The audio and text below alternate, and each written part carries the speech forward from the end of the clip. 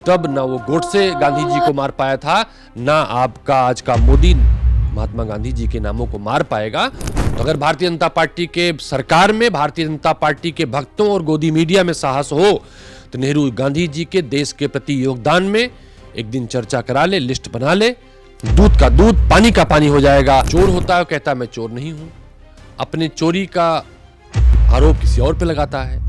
मुख्यमंत्री जी ने परसों क्या बोला है? मुख्यमंत्री जी ने तो यही कहा है ना कि 4 करोड़ घटा दिए गए, इसीलिए दोबारा से एसआईआर कराई जा रही है। सरकार 10 वर्ष तक देश से घुसपैठियों को निकाल नहीं पाई तो गृह मंत्री इस्तीफा दे। कांग्रेस ने दिल्ली में एक बड़ी रैली की और उस रैली का नाम दिया वोट चोर गद्दी छोड़, लेकिन उसके विपक्ष में बीजेपी लगातार आरोप लगा रही है कि ये जो बाहरी लोग हैं उनको जोड़ने का प्रयास कांग्रेस कर रही है। इस मुद्दे पर बात करने के लिए कांग्रेस के सीनियर लीडर दीपक जी हमारे साथ मौजूद है। सर, एक बड़ी रैली आप लोग दिल्ली से करके आ रहे हैं, लेकिन आरोप बीजेपी का कि घुसपैठियों को जोड़ने की रैली। सवाल यह है कि घुसपैठी भारतीय जनता पार्टी की सरकार में लाए गए कि आए? सरकार तो बहुत दिन से भारतीय जनता पार्टी की है। 10 वर्ष की असफलताओं पर भारतीय जनता पार्टी खुद मोहर लगा रही है कि एक असफल सरकार 10 वर्ष तक देश से घुसपैठियों को निकाल नहीं पाई तो गृह मंत्री इस्तीफा दे दे। रही बात कांग्रेस वोट चोरी की बात करती है, बिहार में इसके प्रमाण मिले हैं। पूरा देश, हर बुद्धिजीवी, मूर्ख की बात नहीं कर रहा हूं, वो ये कह रहा है कि भारतीय जनता पार्टी वोट चोरी से जीतती है, 10% वोट बेईमानी से बढ़ाती है। अगर विपक्षी पार्टियां उस बैरियर को क्रॉस कर दें तभी भारतीय जनता पार्टी को हरा पाती हैं। बिहार में इसके बाकायदे प्रमाण मिले हैं। करोड़ 1.5 करोड़ वोट, कहीं डबल वोट के साथ इनके नेता वोट देने गए। छोड़ दो आप। मुख्यमंत्री जी ने परसों क्या बोला है? मुख्यमंत्री जी ने तो यही कहा है ना कि 4 करोड़ घटा दिए गए, इसीलिए दोबारा से एसआईआर कराई जा रही है। इसका मतलब यह होता है कि वोट चोरी भारतीय जनता पार्टी की सभ्यता, संस्कृति और चुनाव जीतने का यंत्र और तंत्र है, उसके विरुद्ध रैली थी। पूरा देश राहुल गांधी जी के कांग्रेस पार्टी के साथ खड़ा है। बिहार इनकी बेईमानी की आखिरी मिसाल होगी। अब बेईमानी नहीं कर पाएंगे, भारतीय जनता पार्टी के जाने का समय हो गया है। जवाहरलाल नेहरू को लेकर सदन से लेकर सड़क तक, और कल मुख्यमंत्री ने भी प्रधानमंत्री के बाद मुख्यमंत्री ने भी कहा कि जवाहरलाल नेहरू की तमाम गलतियों की वजह से कश्मीर जैसा मुद्दा आज भी जिंदा है। मैं आपके व्यूअर से कहूंगा वो मूल्यांकन कर ले। जो चोर होता है कहता मैं चोर नहीं हूं, अपने चोरी का आरोप किसी और पे लगाता है। तो हमारी नेता प्रियंका गांधी जी ने सदन में प्रधानमंत्री और गृह मंत्री को, पूरी भाजपा की कैबिनेट को ललकारते हुए कहा था, अगर तुम्हारे अंदर साहस है तो कर लो डिबेट एक दिन नेहरू जी की गलतियों पर और देश के निर्माण पर। तो अगर भारतीय जनता पार्टी के सरकार में भारतीय जनता पार्टी के भक्तों और गोदी मीडिया में साहस हो तो नेहरू गांधी जी के देश के प्रति योगदान में एक दिन चर्चा करा ले, लिस्ट बना ले। दूध का दूध, पानी का पानी हो जाएगा। देश समझ जाएगा कि जिस देश में सुई से लेकर यान तक और कई सारे छोटे स्कूलों से लेकर बड़े बड़े संस्थान तक देने वाले नेहरू जी, जिन्होंने दुनिया में भारत का नाम रोशन किया, तकनीकी दी, लोगों को शिक्षित बनाया, खुशहाल बनाया, उस नेहरू पर एक असफल लोग, जिनको अपने काम को बताने के लिए नाम नहीं है, वो आरोप लगाएंगे।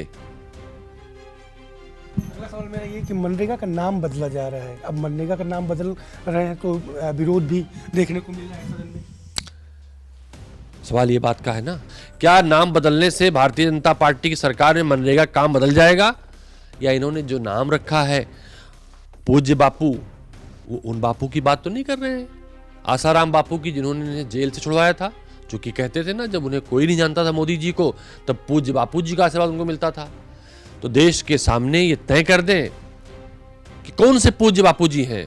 सोशल मीडिया पे चीजें वायरल हो रही हैं, लोग कह रहे हैं भारतीय जनता पार्टी को कोस कोस के, एक गोडसे नामक जो देश का पहला आतंकवादी था, उसने गांधी जी की शरीर को मारा था, उनकी हत्या की थी, और भारतीय जनता पार्टी की अगुवाई में नरेंद्र मोदी जी ने महात्मा गांधी के नाम की हत्या करने की कोशिश की है। लेकिन तब ना वो गोडसे गांधी जी को मार पाया था, ना आपका आज का मोदी महात्मा गांधी जी के नामों को मार पाएगा।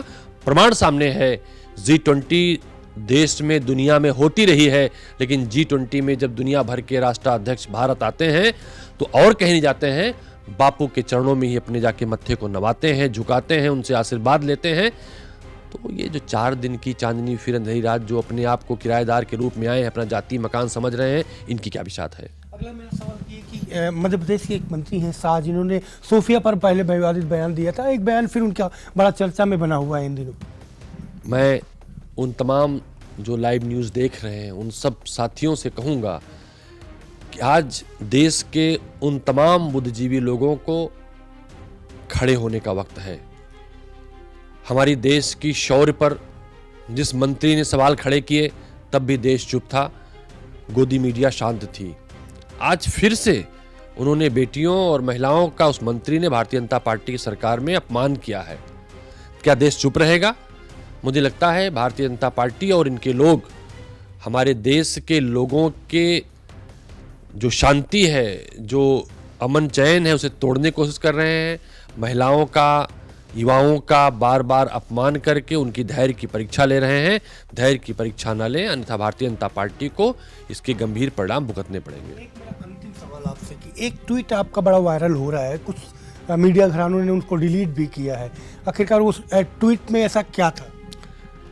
देखिए, हमने किसी मीडिया से उसे उठाया था।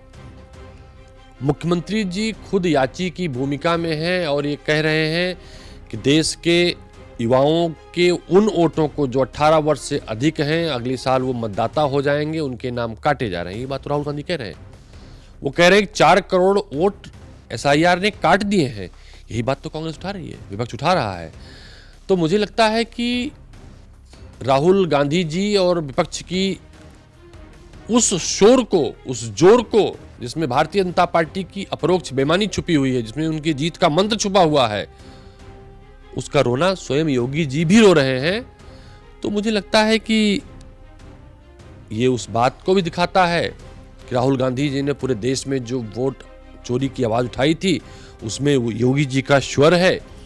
दूसरा ये भी दर्शाता है कि जिस तरह से भारतीय जनता पार्टी ने योगी जी के खाटी विरोधी आदमी को अध्यक्ष बनाकर भेजा है, तो डर भी रहे होंगे कहीं भारतीय जनता पार्टी के सरकार के मुखिया को हटाने हराने की साजिश तो नहीं है। हमें तो लगता है, हमें तो समझ में बात। विनय कटियार जी और कल्याण सिंह जो इन्हें दिखाया था, दोनों एक दूसरे के कट्टर विरोधी थे और दोनों ने मिलकर भाजपा को निपटाया था। तो ये भी जो जोड़ी अब आई है पंकज चौधरी जी की और योगी जी की, दोनों गोरखपुर के निवासियों की जोड़ी मिलकर भारतीय जनता पार्टी को निपटाएगी, तो वो वीडियो इस बात को दर्शाता था, शायद इसलिए डिलीट कर दिया गया होगा। बहुत शुक्रिया हमसे बात करने के लिए। तो आपने सुना कांग्रेस के सीनियर लीडर दीपक जी का साफ तौर पे कहना है कि वो वीडियो दर्शाता है कि शायद वोट चोरी का जो मुद्दा विपक्ष लेकर के चल रहा है, उसे अब यूपी के मुख्यमंत्री भी मान चुके हैं कि वोट चोरी यूपी में भी हुई है। कैमरा पर्सन निखिल शुक्ला के साथ Sanjay Chauhan, live news X, Lucknow.